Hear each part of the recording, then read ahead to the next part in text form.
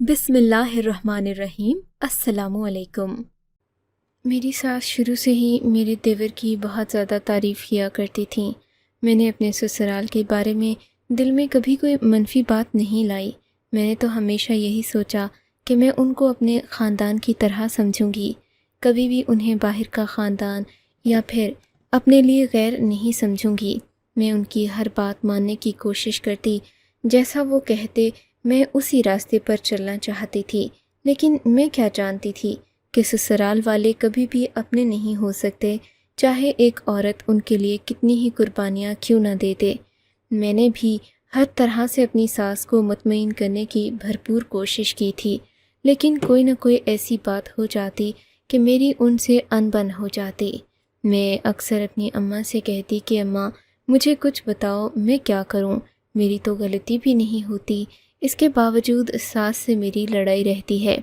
अम्मा कहती कि बेटी, शादी के पास को सास नहीं बल्कि माँ समझो। क्या जब मैं तुम्हें डांटती थी तो तुम इतना बुरा मनाया करती थी? नहीं ना, इसलिए तुम अपनी सास की बात को भी बुरा मत समझा करो। अम्मा की बातें सुनकर मैं फिर से परेशानी भूल जाती और अपनी सास के लिए अच्छा अच्छा सोचने लगती। लेकिन ज़िंदगी ऐसी नहीं होती जैसा हम चाहते हैं। कुछ दिन ही गुजरे थे कि मेरी सास मुझसे कहने लगीं, तुम्हें घर की सफाई का नहीं पता, इसलिए मुझे लगता है कि हमें कोई नौकरानी लगानी पड़ेगी। इसी तरह बातें करते करते हमारी लड़ाई हो गई। मैंने अपनी सास को ये बताने की कोशिश की कि मैं तो घर में मुकम्मल सफाई रखती हूँ, आपको परेशान होने की ज़रूरत नहीं। लेकिन इन्होंने बात का बतंगड़ बना लिया। कहने लगी कि तुम्हें किसी ने तमीज़ भी नहीं सिखाई और ना ही तुम्हारी तरबियत हुई है। ये बात जब मेरे माँ बाप पर आई तो मुझे बुरी लगी।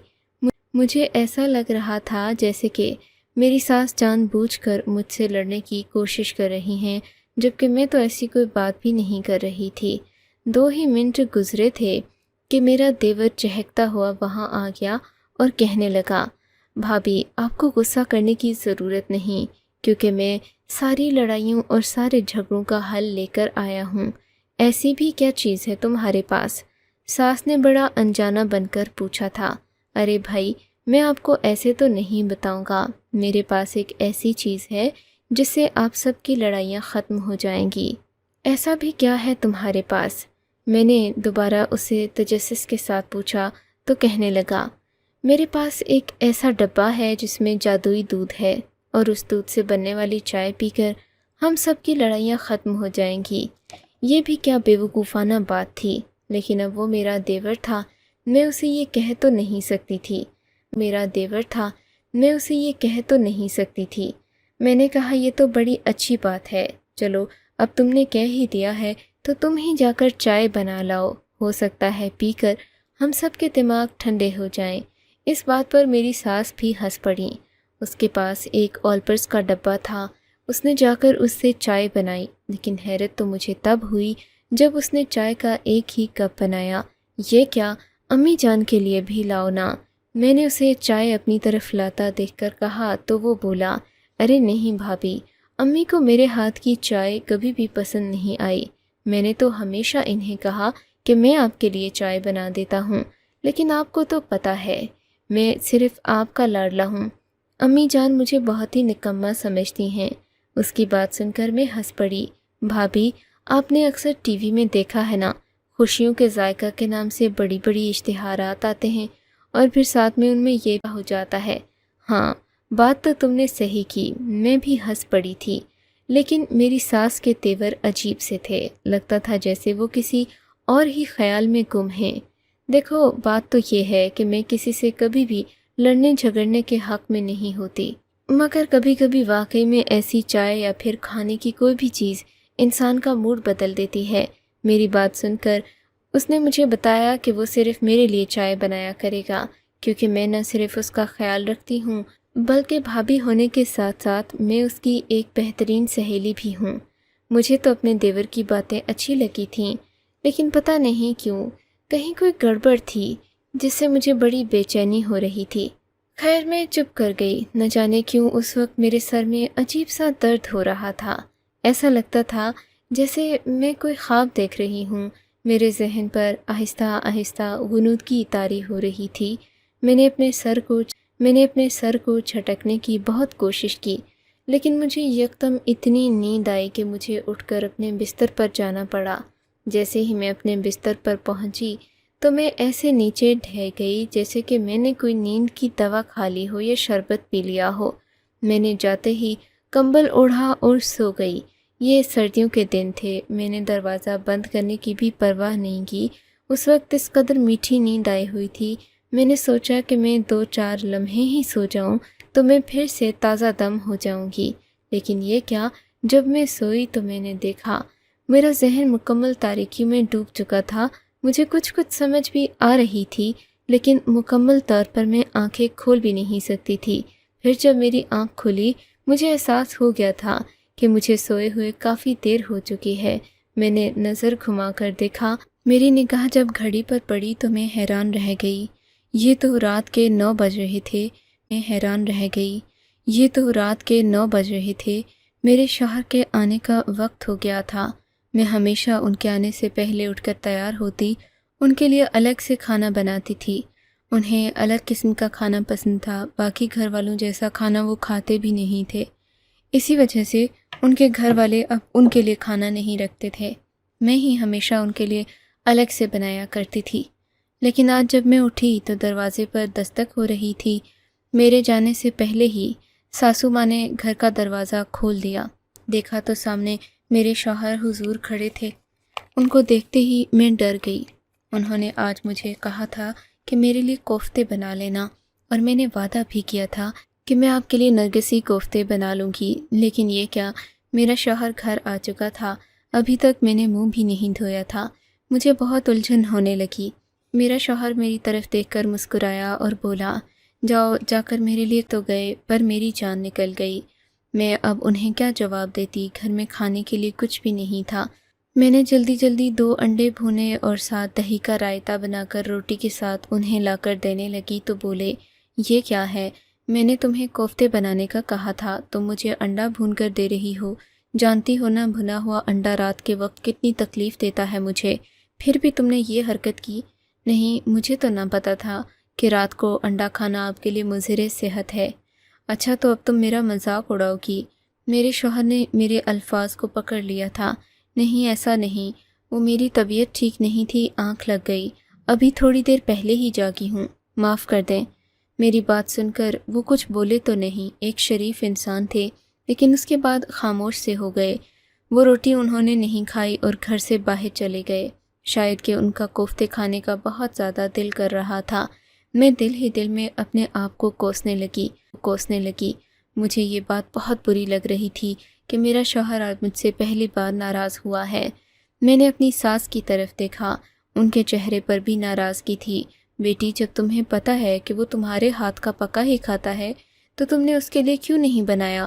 اور یہ کون سا وقت ہے سونے کا؟ میں ساس کی بات سن کر مزید پریشان ہو گئی تھی۔ سوچنے لگی کہ آخر مجھے اس وقت نیند کیوں آئی تھی، لیکن پھر نہ جانے کیسے میرے ذہن سے یہ بات ہی نکل گئی۔ میں اپنے کمرے میں چلی گئی۔ میرا شوہر نہ جانے کب آیا۔ میرا دل بہت اداس تھا، میرا دل پھٹ رہا تھا۔ میں نے نیند کی گولی کھا لی۔ میں نے سوچا کہ آج میں جی بھر کے سوؤں گی۔ اگر شوہر ناراض ہو ہی گیا ہے، کم از کم اپنی نیند تو پوری کر لوں، اور ہماری بحث یا لڑائی نہ ہو، میں اس لیے بھی سونا چاہتی تھی۔ جب میں سو گئی، میری آنکھ صبح 4-5 بجے کھلی، لیکن وہ خود نہ کھلی تھی۔ ہمارے کمرے کے دروازے پر دستک ہو رہی تھی۔ مجھے بڑا عجیب سا لگا۔ میرا شوہر ابھی تک سو رہا تھا۔ میں نے دروازہ کھولا تو سامنے میری ساس کھڑی تھیں۔ جی امی، کیا بات ہے؟ میرے پوچھنے پر ساس نے کہا کہ گھر سے دودھ ختم ہو گیا ہے، جا کر اپنے میاں سے کہو کہ دودھ لے آئے۔ مجھے برا لگا، وہ نوکری بھی کرتے تھے، انہیں اپنے چھوٹے بیٹے کو کہنا چاہیے تھا۔ سو میں نے منہ پر ہی کہہ دیا، امی آپ علی سے کہہ دیں کہ وہ جا کر دودھ لے آئے۔ ارے بیٹی، وہ چھوٹا ہے، اس کو نہیں پتا کہ اچھا دودھ کہاں سے ملتا ہے۔ وہ جو پیکٹ والا دودھ لایا تھا، کیا اس سے چائے نہیں بن سکتی؟ نہیں نا بیٹی، اس سے کیسے بنے گی؟ اچھا چلو، اگر تم اسے نہیں جگانا چاہتی تو میرے ساتھ چلو، تم اور میں جا کر لے آتے ہیں۔ مجھے اکیلے جاتے ہوئے بھی تو ڈر لگتا ہے۔ تمہیں پتہ ہے میں ایک شریف عورت ہوں، مجھے تو باہر کی چیزوں کا نہیں پتہ۔ میں نے سوچا کہ رات کو بھی میرا شوہر غصے میں آیا تھا، ابھی بھی اگر انہیں میں نے جگایا تو وہ مجھ پر ہی غصہ کریں گے، اس سے اچھا تھا کہ میں امی کے ساتھ جا کر دودھ خود لے آتی۔ سو میں ان کے ساتھ چلی گئی، ہم دودھ لے آئے۔ میں نے واپس آ کر دیکھا تو الماری میں آلپرز والا دودھ کا ڈبہ اسی طرح پڑا ہوا تھا۔ میں نے ان کی طرف دیکھ کر کہا کہ امی، آپ نے اس سے چائے کیوں نہیں بنائی؟ میری ساس نے فوراً وہ ڈبہ چھپاتے ہوئے کہا، ارے بیٹی، یہ تو علی نے لایا تھا نا، یہ وہی استعمال کرے گا۔ کیا کہہ رہا تھا کہ یہ تو وہ دودھ ہے جو کہ ناراضگی پر استعمال ہوگا۔ بس میں اس کی کسی چیز کو نہیں چھیڑتی۔ تمہیں پتہ ہے میری ساری امیدیں اپنے بڑے بیٹے سے ہی ہیں، چھوٹا بیٹا تو نکما ہے، اسے کچھ نہیں آتا۔ میں اپنی ساس کی حرکتیں سمجھ نہ پائی تھی، لیکن خاموشی اختیار کیے رکھی کہ گھر میں کہیں کوئی لڑائی جھگڑا نہ ہو جائے۔ میرے شوہر نے اٹھ کر ناشتہ کیا۔ آج وہ مجھ سے نظر نہیں ملا رہے تھے، مجھ سے سخت ناراض تھے۔ تم تو میرے آنے سے انہیں طنز مارا تو میں اندر تک جیسے ندامت سے مری جا رہی تھی۔ میں نے سوچا کہ ہماری بحث نہ ہو جائے۔ میں مسکراتے ہوئے بولی، اچھا تو اس کا یہ حل ہے کہ غلطی کرو اور پھر سو جاؤ، آئندہ سے ایسا نہیں ہوگا، دیکھوں گا کہ تمہارا کل کب آتا ہے۔ وہ یہ کہہ کر تو آفس چلے گئے، لیکن 10 منٹ ہی گزرے تھے کہ میری ساس نے مجھے لیکچر دینا شروع کر دیا۔ میں نے تم جیسی نالائق بیوی آج تک نہیں دیکھی۔ کیا تم رات کو میرے بیٹے کے آنے سے پہلے سو گئی تھی؟ تم نہیں جانتی کہ اچھی بیویاں شوہر کے آنے سے پہلے کبھی نہیں سوتی، نہ کھانا کھاتی ہیں۔ تم کیسے یہ سب کچھ کر لیتی ہو؟ میں دیکھ رہی تھی کہ میری ساس جان بوجھ کر لڑنے کے موڈ میں ہیں۔ پھر انہوں نے غصے میں آ کر چائے اٹھا کر سنک میں گرا دی۔ میں ہکی بکی ان کا چہرہ دیکھتی رہ گئی۔ یہ کیا کر رہی ہیں آپ؟ میں نے تو ابھی چائے پی ہی نہیں تھی۔ ہاں تو کیا فرق پڑتا ہے؟ میرا بیٹا بھی تو ایک دن بھوکا رہا، اگر تم چائے نہیں پیو گی تو کوئی قیامت نہیں آ جائے گی۔ میں اور میری ساس ابھی باتیں کر ہی رہے تھے کہ کمرے کا دروازہ کھلا اور علی اندر آ گیا۔ ارے ارے، یہ کیا ہو رہا ہے؟ ساس بہو میں لڑائی؟ میں کوئی انڈین ڈرامہ تو نہیں دیکھ رہا؟ علی نے بڑے ہنستے ہوئے کہا تھا۔ نہیں بیٹا، ڈرامہ کیا کرنا، میں تو بس اسے بیٹی ہونے کی حیثیت سے سمجھا رہی ہوں کہ ایسی حرکتیں نہ کیا کرے جس سے کہ اس کا شوہر ناراض ہو۔ لگتا ہے ان کو بھی آلپرز والے دودھ کی چائے پلانا پڑے گی۔ بہت ناراض ہو رہی ہیں آپ؟ میرے دیور نے میری طرف دیکھ کر کہا، نہیں نہیں، مجھے کسی چیز کی ضرورت نہیں، بس اس گھر کا ماحول پتہ نہیں کیوں خراب ہوتا جا رہا ہے۔ میری بات سن کر علی نے ہنستے ہوئے کہا، بھابھی ایسی کوئی بات نہیں جیسا آپ سوچ رہی ہیں۔ میں آپ کو ایک ایسی مزیدار اور میٹھی چائے بنا کر دوں گا کہ پیتے ہی آپ دنیا کے ہر غم کو بھول جائیں گی۔ اچھا، خوش مزاجی ہمیشہ مجھے ہنسنے مسکرانے پر مجبور کر دیتی تھی۔ بس ہے نہ کچھ، آپ کو میں تھوڑی دیر میں چائے بنا کر دیتا ہوں، آپ میرے لیے گرما گرم پراٹھا بنا دیں۔ میرے دیور نے نئی فرمائش کر دی تھی، لیکن کیونکہ وہ بھی گھر کے کام کر لیا کرتا تھا، سو مجھے بھی اس کے کام کرتے ہوئے کبھی کوئی دقت محسوس نہیں ہوئی۔ میں نے بھی اس کے لیے پراٹھا بنانا شروع کر دیا۔ تھوڑی دیر میں پراٹھا بن کر تیار تھا، جبکہ علی ناشتے کی میز پر بیٹھا تھا۔ اس کے ہاتھ میں 2 چائے کے کپ تھے۔ ایک چائے کے کپ کو وہ بڑے ہی غور سے گھور رہا تھا اور فوراً اس نے وہ کپ مجھے دے دیا۔ بھابھی یہ لیں، یہ چائے پی کر آپ کو تازہ دم محسوس ہوگا، دیکھیے گا یہ چائے واقعی میں آپ کو خوشیوں کی طرف لے کر جائے گی۔ میں نے کہا نا، میرے ہاتھ کی بنی ہر چیز میں الگ ہی ذائقہ ہوتا ہے، علی اتراتے ہوئے بولا تھا، لیکن میں اس کی باتوں کو اس وقت سمجھ نہیں پائی تھی۔ میں نے وہ چائے پی لی۔ چائے پی کر میں نے کہا، میں واشنگ مشین لگاؤں گی اور آج سارے گھر کے کپڑے دھو لوں گی۔ میری ساس ہنس کر بولی، نہیں بیٹی، آج تم یہ کام نہیں کر سکو گی، میرے ساتھ شرط لگا لو۔ کیوں نہیں کر سکوں گی؟ اب اپنے شوہر کا کھانا نہ بنانے کا یہ مطلب تو نہیں کہ میں نکمی ہو گئی۔ ارے تم تو ناراض ہو گئی ہو۔ اچانک میری ساس کا رویہ بالکل میٹھا ہو گیا۔ مجھے یہ بات بھی ہضم نہیں ہو رہی تھی، لیکن میں ان سے بدتمیزی تو کرنے سے رہی نہ ہی میں نے ان کو طعنہ دیا۔ میں سارے کپڑے اکٹھے کر کے واشنگ مشین میں ڈال ہی رہی تھی کہ مجھے عجیب سی نیند آنے لگی، وہ نودگی سی سر پر طاری ہونے لگی۔ میں سمجھی کہ شاید 1-2 منٹ کی بات ہے، لیکن اگلے کچھ لمحے میری آنکھوں میں بھی شدید جلن ہونے لگی، میرا سر بھاری ہو گیا۔ میرا دل چاہا کہ میں یہیں پر ڈھہ جاؤں اور سو جاؤں۔ سوچا تھوڑی دیر کمرے میں جا کر سستا لیتی ہوں۔ میں فوراً اپنے کمرے میں گئی۔ کمرے کے دروازے کو کنڈی لگانا بھول گئی، لیکن نیچے والا لاک لگا دیا اور آ کر بستر پر لیٹ گئی۔ میں کمرے میں سوتے ہی جیسے نیند کی وادیوں میں کھو گئی تھی۔ مجھے کچھ سمجھ نہیں آیا کہ کیا ہوا، اس وقت مجھے اچانک نیند کیوں آئی۔ جب میری آنکھ کھلی تو یہ دیکھ کر میری حیرت کی انتہا نہ رہی کہ آج بھی 3-4 گھنٹے مجھے سوئے ہوئے گزر چکے تھے۔ میں ہڑبڑا کر اٹھ بیٹھی۔ مجھے لگا جیسے کوئی میرے کمرے میں آیا ہو، کیونکہ میرے کمرے کا دروازہ تھوڑا سا کھلا ہوا تھا، جبکہ کمرہ بند کر کے میں سوئی تھی اور نیچے والا لاک بھی لگایا تھا۔ میں نے دیکھا میرے کمرے میں کچھ عجیب سی بدبو بھی پھیلی ہوئی تھی۔ میں یہ سب کچھ سمجھی نہیں۔ میں باہر گئی کہ اپنی ساس اور دیور سے پوچھوں، پر پورا گھر ڈھونڈ لیا، وہ مجھے کہیں بھی نظر نہ آئے۔ اب مجھے مزید خوف محسوس ہونے لگا کہ خدا نہ خواستہ گھر میں کوئی ڈاکہ تو نہیں پڑ گیا، ان لوگوں کو کسی کمرے میں بند کر دیا ہو۔ میں نے پورے گھر کو چھان مارا، لیکن جیسے ہی میں اپنی ساس کے کمرے میں گئی، میں نے دیکھا کمرے کو باہر سے تالا لگا ہوا تھا۔ یہ بات تو تھی بڑی حیران کر دینے والی، کیونکہ ایسا عموماً میری ساس کرتی نہیں تھی۔ آج اگر دروازے کو تالا لگا ہے تو یا انہوں نے لگایا ہے یا کسی اور نے لگایا ہے۔ ایسی بات ہوتی تو میرا دیور تو کم از کم مجھے بتا دیتا۔ میں نے دل میں سوچا، لیکن کیسے بتاتا؟ میں تو سو رہی تھی۔ میں خود ہی اپنے سوالوں کے جواب دینے لگی، مگر مجھے کہیں سے بھی کوئی سراغ نہیں مل رہا تھا۔ کافی دیر گزر گئی، میں اسی طرح اپنا سر پکڑے بیٹھی تھی۔ مجھے اب ڈر بھی لگ رہا تھا۔ گھر کے دروازے پر دستک ہوئی۔ میں نے دروازہ کھولا، دیکھا تو سامنے میرا دیور اور میری ساس کھڑے تھے، پر ان کے چہرے اترے ہوئے تھے۔ لگتا تھا انہیں کوئی بات بہت بری لگی ہے۔ کیا ہوا؟ آپ لوگ اچانک کہاں چلے گئے تھے؟ میرے سوال کا جواب گھر کے اندر آ گئے۔ ہم جہاں بھی گئے ہوں، تمہیں اس سے کیا مطلب؟ تم بھی تو بہت جھوٹ بولتی ہو ہم سے۔ میں نے کیا جھوٹ بولا ہے؟ میں نے کہا تو میری ساس خاموش ہو گئیں۔ بس تمہیں خود بھی پتہ ہوگا، جس انسان نے رشتے کی بنیاد ہی جھوٹ سے رکھی ہو، وہ آگے کیا سچ بولے گا؟ نہیں، ایسا مت کہیں۔ میرے دل میں کبھی کوئی جھوٹ بولنے کا خیال تک نہیں آیا۔ خیال کیوں آئے گا بھائی؟ تم روز روز جھوٹ بولتی تو ہو، اس میں خیال آنے والی کیا بات ہے؟ تمہارے تو منہ پر جھوٹ ہی ہوتا ہے، تمہارے ماں باپ بھی جھوٹے ہیں۔ میری ساس کی بات سن کر مجھے غصہ آ گیا۔ امی، میں اگر آپ کی عزت کرتی ہوں تو اس کا یہ مطلب نہیں کہ آپ میرے ماں باپ کے بارے میں اس طرح کی باتیں کریں۔ انہوں نے مجھے حلال رزق کھلایا ہے اور میری تربیت اعلیٰ اصولوں پر کی ہے۔ وہ مجھے جھوٹ کیوں سکھائیں گے؟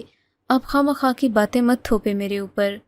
میری بات سن کر میری ساس نے اپنا سر پکڑ لیا اور جھوٹ موٹ کر رونے لگیں۔ تم یہ کیسے کہہ سکتی ہو کہ میں جھوٹی باتیں کر رہی ہوں؟ اگر میں یہ ثابت کر دوں کہ تم نے ہم سب کے ساتھ جھوٹ بولا ہے تو پھر تم کیا کرو گی؟ آپ ضرور ثابت کریں، لیکن میرے سامنے ثابت کریں۔ اس طرح باتوں میں مجھے تانے مت دیا کریں۔ اچھا، میں تمہیں تانے تو نہیں دوں گی، لیکن تمہیں اس بات کا جواب دینا پڑے گا۔